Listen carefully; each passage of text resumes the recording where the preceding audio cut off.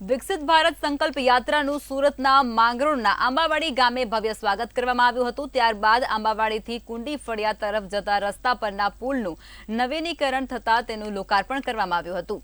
આંબાવાડી ખાતે 3.20 કરોડના ખર્ચે તૈયાર થયેલ પુલ અને ઓરડાનું લોકાર્પણ માંગરોળના ધારાસભ્ય ગણપતસિંહ વસાવાના હસ્તે કરવામાં આવ્યું હતું। તેની સાથે જ ગ્રામજનોની વર્ષો જૂની માંગણી પૂરી થતા લોકોમાં પણ આનંદ ફેલાયો હતો।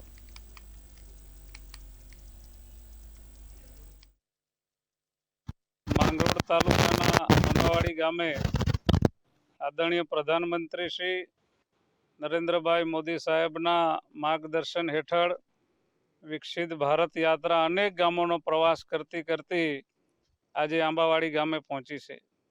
ત્યારે આંબાવાડી ગામના સર્વે મારા વડીલો, ભાઈઓ બહેનો, યુવાનોની વર્ષોથી માંગણી હતી કે આંબાવાડી કુંડી ફળિયા અને કંસાલી રોડ ઉપર નદી ઉપર જે બ્રિજ બનાવવાનો હતો એ બ્રિજ બનાવવાની માંગણી તો આજે આ સંકલ્પ યાત્રા નિમિત્તે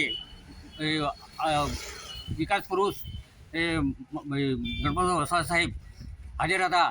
તેમની ઉપસ્થિતિમાં એમણે કરેલું કાર્ય જે માંગરોળ ભૂખી નદી પર 154 ભૂખી નદી પર જે પુલ બનાવવામાં